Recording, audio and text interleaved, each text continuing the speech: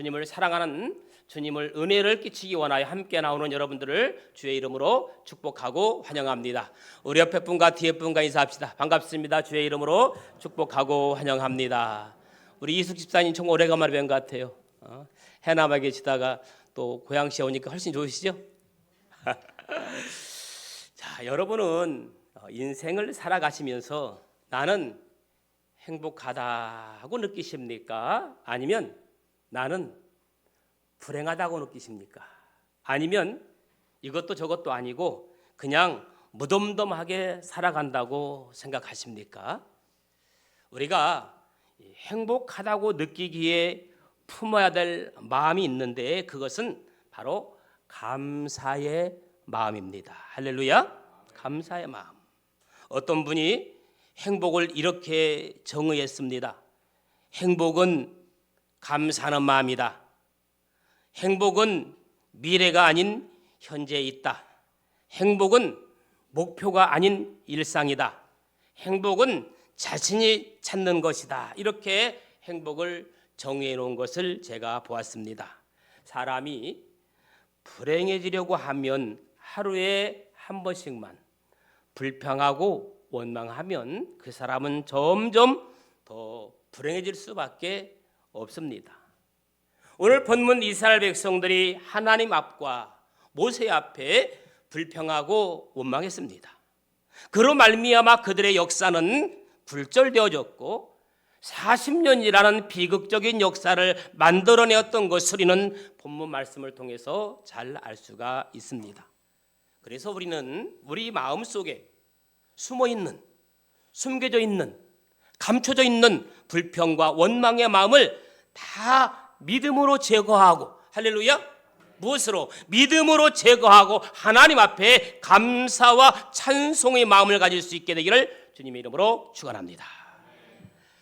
하나님께서 가장 싫어하시는 것이 원망이라면 반대로 마귀가 가장 좋아하는 것이 원망입니다. 그러니 이 원망이 얼마나 무서운 존재인지 아십니까? 여러분, 마귀는요 결코 어리석은 존재가 아닙니다. 여러분, 마귀는 머리가 비상합니다. 저와 여러분보다 훨씬 머리가 뛰어납니다. 마귀는 본래 지혜와 광명의 천사장이었습니다. 동료 천사장보다 지혜가 월등하여 그 지혜를 가지고 원망하는 일의 삶의 목표를 세우기로 했던 자가 마귀입니다. 그리고 어떻게 됐습니까? 동반자살을 계획하면서 에덴 동산의 하와를 찾아가서 원망의 불화살을 쏘았습니다. 마귀로부터 원망의 불화살을 맞은 하와는 그 즉석에서 원망하고 투덜대고 불평하는 존재로 변했습니다. 마귀는 머리가 하도 영리하여 주중에는 그저 관망하며 지냅니다. 휴점 상태로 지냅니다. 그러다가 토요일 오후쯤 되면서 슬슬 움직이기 시작합니다. 토요일 저녁이 되면 분주해집니다. 그러다가 주일 아침이 되면 마지막 최후의 공격을 퍼붓습니다. 발사! 원망의 무기를 발사합니다. 여러분, 이 원망이라는 씨앗들을 무차별 뿌려댑니다. 원망이라는 바람을 거세게 불러일으킵니다. 그러면 어떻게 되느냐? 이 포탄을 맞고서 많은 그리스도인들이 비틀비틀거리다 쓰러집니다. 기억하시기 바랍니다.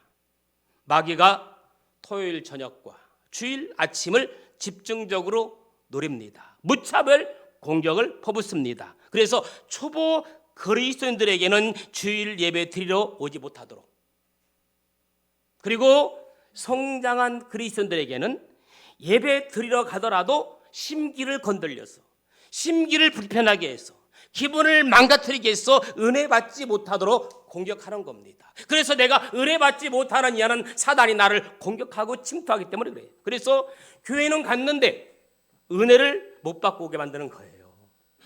그러면 마귀가 이 목회자는 건드릴까요? 못 건드릴까요?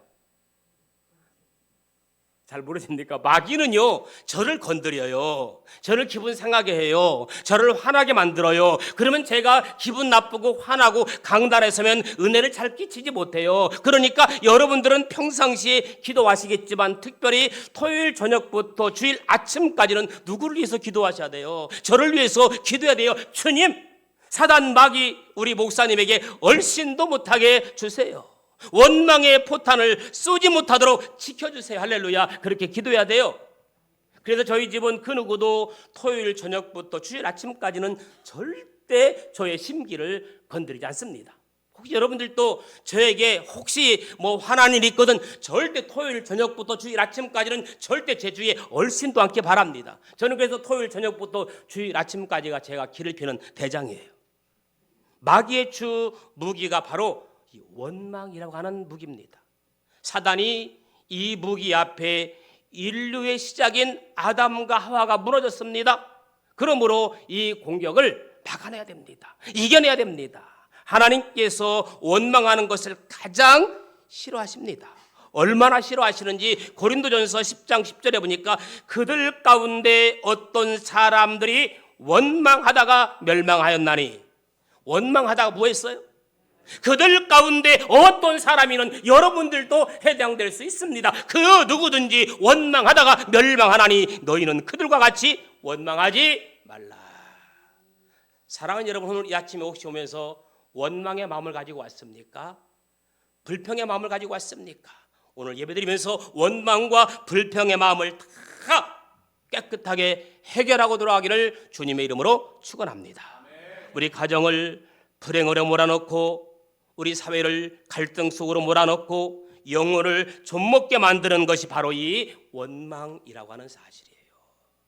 교회를 멍들게 하고 갈등으로 몰고 가는 것도 바로 이 원망이라는 질병입니다. 저는 그래서 이 원망을 질병이라고 말씀합니다. 질병은 어떻게 돼요? 고쳐야 됩니다. 치료해야 됩니다. 약을 먹어야 됩니다. 그런데 대부분의 원망은 어디서 오느냐? 지나친 욕심 때문에 찾아오더라고요. 미국 어떤 마을의 제빵업자가 가까운 농장에서 버터를 사오곤 했습니다. 그런데 버터의 크기가 점점 줄어드는 것을 알았습니다. 하루는 그 사온 버터를 저울에 올려놓고 달아보았어요. 아니나 다를까 그 농장의 버터 무게가 많이 줄어 있었습니다. 화가 치민 제빵업자는 그를 고발하게 되었고 그 버터 공장 주인이 재판을 받게 되었는데 판사가 이렇게 질문합니다. 집에서 어떤 저울을 사용하고 있어? 라고 물었습니다.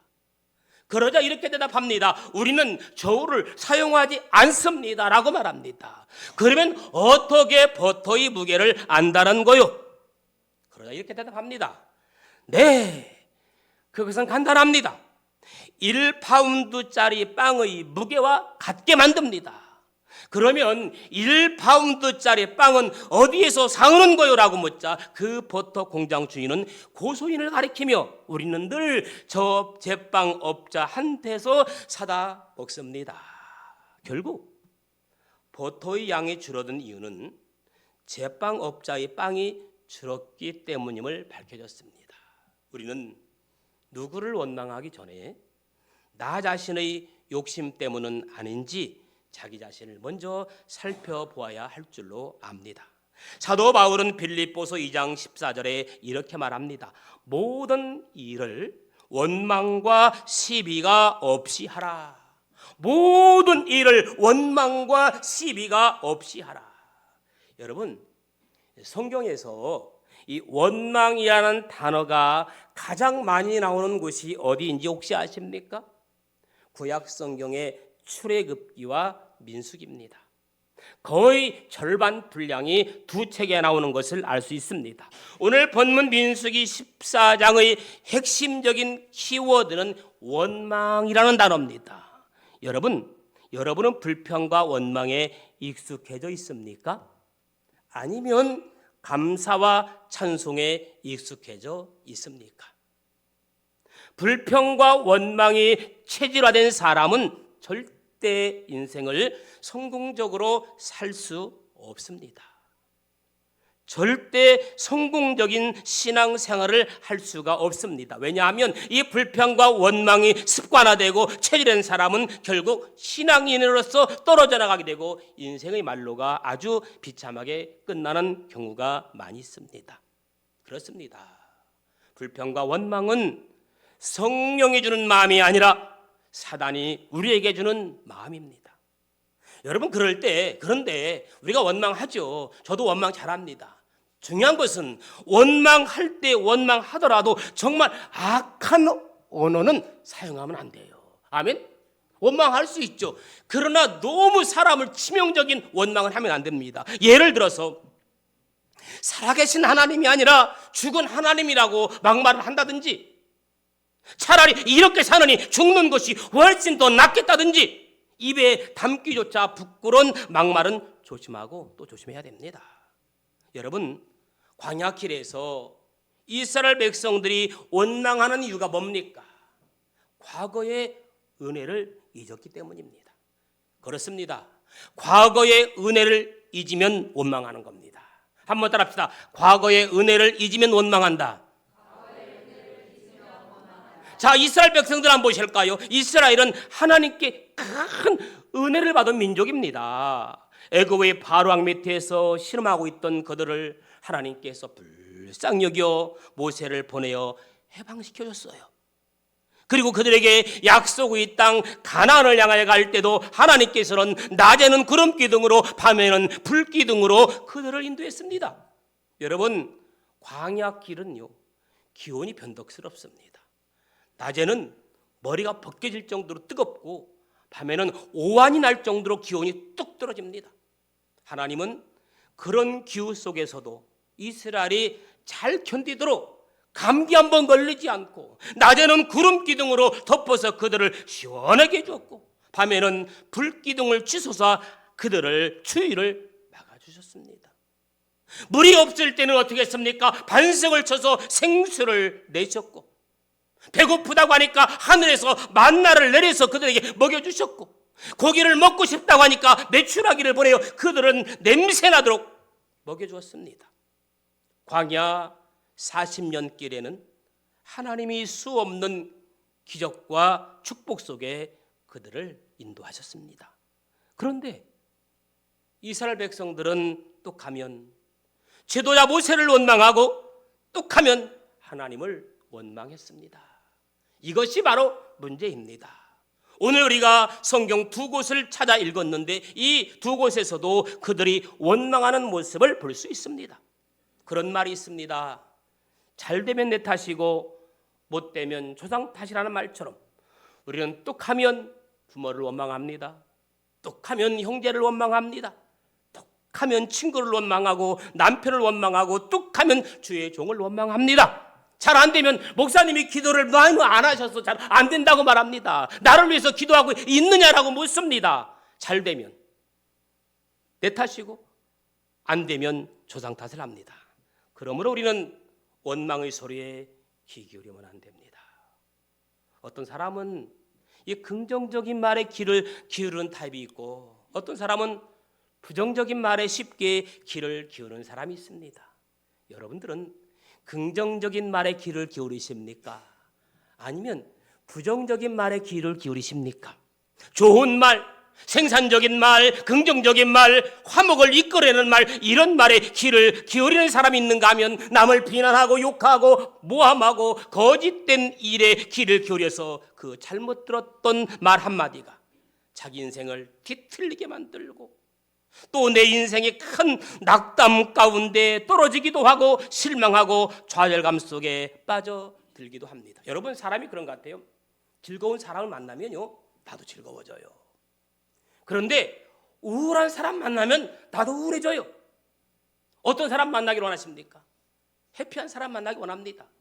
그러기 위해서 내가 해피해야 돼요. 오늘 여러분들은 우울한 사람이 아니라 원망하는 사람이 아니라 해피 바이러스의 전달자가 되기를 예수님의 이름으로 축원합니다. 자, 오늘 이스라엘 사람들은 12명의 정탐꾼들의 말을 듣고 그들은 한결같이 부정적인 말을 한 다수의 말에 귀를 기울이고 그 말에 휩쓸려서 밤새도록 통곡하고 밤새도록 원망하고 그리고 하나님의 뜻과 정반대되는 결론을 마음속에 내리고 다시 애굽으로 돌아가자는 주장을 하게 됩니다. 성경은 이스라엘 백성들이 하나님의 은혜를 잊어버리고 하나님을 원망하였다는 사실을 전하며 결국 원망으로 인해 약속의 땅 가나안에 들어가지 못했다고 말씀하고 있습니다. 그래서 시편 기자는 자신의 영혼을 부리며 다짐하기를 내 영혼아 여호와를 송축하며 그 모든 은택을 잊지 말지어다. 그렇습니다. 우리가 은혜를 망각하는 순간 찬양의 자리는 원망의 자리가 됩니다. 그러므로 나를 부르시고 구원하신 하나님의 은혜만은 절대 잊지 않기를 예수님의 이름으로 축원합니다. 두 번째, 현재의 축복을 망각했기 때문입니다. 따라합시다. 현재의 축복을 망각하면 원망한다. 시작. 오늘의 본문은 현재의 지속되고 있는 축복을 말합니다. 만나는 아직도 하늘에서 내리고 있습니다. 처음 이스라엘 백성들은 광야에서 만나를 선물 받았을 때 그들은 그 만나를 뭐라고 했어요? 꿀맛이라고 했습니다. 꿀송이처럼 달다고 맛있다고 감격했습니다. 그런데 이스라엘 백성들은 하나님이 주시는 지금의 만나를 감사하기보다는 없는 고기를 찾고 있습니다. 한번 따라할까요? 없는 것 가지고 원망하지 말고 지금 있는 것 가지고 감사하자. 자, 다 같이 시작. 할렐루야. 왜 이렇게 마음을 시원하게 하는지 모르겠어요. 오늘은 마음이 너무너무 시원해요. 그래요. 없는 것 가지고 원망하지 말고 지금 있는 것 가지고 감사합시다. 여러분, 원망이 왜 나쁜지 아십니까? 원망이 왜 나쁘냐면요, 원망하는 순간 뭐가 떠나가요? 그렇죠. 원망하는 순간 감사가 떠나간다니까. 사람은요, 무엇부터 고쳐야 돼요? 말 버릇부터 고쳐야 돼요. 아멘. 말이 바뀌면 인생이 바뀐다고 그랬어요. 한번 더 합시다. 말이 바뀌면 인생이 바뀐다. 아멘. 하나님이 함께 하시면 훌륭한 사람이 될 수 있을 거예요. 아멘. 하나님이 함께 하시면 얼마든지 그 병 고칠 수 있을 거야. 하나님이 함께 하시면 사업도 성공할 수 있을 거야. 하나님이 함께 하시면 어떤 장애물도 넉넉히 건너갈 수 있을 거야. 희망적인 말을 해요. 할렐루야. 얼마나 은혜스럽습니까? 그래서 할 수 없다를 하나님이 함께 하시면 할 수 있다로 말을 바꾸시기 바랍니다. 끝이다, 인생 끝이다라는 말을 하나님이 함께 하시면 다시 인생 시작이다 라고 말을 바꿀 수 있기 바랍니다. 너무너무 힘들어서 죽는다 그런 말 대신에 하나님이 함께 하시면 다시 산다는 말로 말을 바꾸시기 바랍니다. 실패한다는 말을 하나님이 함께 하시면 성공한다는 말을 바꾸시기를 축복합니다. 아멘. 하나님은 이스라엘을 지키시고 졸지도 주무시지도 아니하고 그들을 지켜주셨는데 그들은 모세와 하나님을 원망하면서 죽게 되었다고 원망하니까 하나님은 어떻게 해요? 도처에 무엇을 보내어서 불뱀을 보내어서 그들이 말한 대로 죽게 했잖아요. 그런데 중요한 것은 이스라엘 백성들의 모습이 오늘 우리들의 모습이에요. 우리의 자화상이라는 데 큰 충격입니다.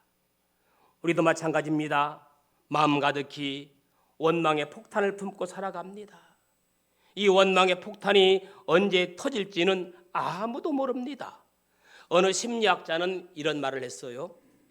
하나님께서는 사람을 창조하실 때 이 기억을 관리하는 컴퓨터, 즉 기억력을 주셨는데 기억력 컴퓨터에는 두 가지 프로그램이 있다. 하나는 기억해야 할 것을 담아두는 의식이라는 프로그램이고 또 하나는 망각해야 할 것을 담아두는 무의식이라는 프로그램이다. 여러분 다 기억하면 머리가 빠개져요. 그렇죠? 다 알면. 그러니까 기억해야 될 것은 의식이라는 프로그램에 담아두고 망각해야 될 것은 무의식이라는 프로그램에 담아두어라 이렇게 얘기했어요. 그러니까 하나님을 감사할 것과 은혜를 입은 것에 대하여 잊지 말고 의식이라는 프로그램에 입력시켜 놓고 또 뭐 섭섭한 일이나 뭐 나의 공로를 무의식 속에 입력해야 하는데 사람들은 그 반대로 입력시키면서 한다는 거예요. 그래서 잊지 말아야 할 것은 잊고 잊어야 할 것들은 잊어버리는, 그래, 잊어버려야 할 것들은 안 잊어버리는 경우도 있어요. 그러면 여러분들은 꼭 잊어버려야 될 것들은 잊어버리는 게 은혜입니다. 아멘. 서운한 거 여러분 계속 평생 간직해 보세요. 원망의 끝이 없는 겁니다. 서운한 것은 잊어버리는 거예요. 아멘. 슬픈 것도 잊어버리고 짜증나는 것도 잊어버리고 모두가 다 이 의식 속에 기억할 것만 기억하는 여러분들 되기를 축복합니다. 마지막 세 번째는요, 미래의 약속을 망각했기 때문입니다. 그래요, 미래의 약속을 망각하면 원망하는 겁니다. 한 번 더 따라합시다. 미래의 약속을 망각하면 원망한다. 분명히 이스라엘 백성들에게는 가나안의 미래가 약속되어 있습니다. 우리도 주 예수를 믿으라, 그러면 너와 내 집이 구원을 얻으리라, 구원이 약속되어 있습니다. 이 약속을 잊어버리기 때문에 우리는 원망하는 겁니다. 지금 이스라엘 백성들이 광야길에서 적지 않은 고생을 하고 있는 것은 사실입니다. 그러나 지금 이들은 고생하고 있지만 어디를 향해 나가고 있습니까? 가나안 젖과 꿀이 흐르는 약속의 땅을 향하여 나아가고 있잖아요. 그렇다면 좀 힘들어도 조금만 견디면 가나안 땅에 도착할 것인데, 그런데 이 원망이 웬 말입니까? 가나안의 미래를 상실했기 때문입니다. 가나안의 약속을 잊은 까닭입니다. 만일 이 백성들이 가나안을 마음으로 보고 있었다면 원망에 빠지지 않았을 것이라고 저는 믿습니다. 여러분, 직장에서 한 달 동안 땀 흘리고 수고하며 열심히 일하는 이유는 뭡니까? 한 달 후에 나의 보상의 상급이 주어지기 때문에 힘들어도 한 달 동안 열심히 일하는 겁니다.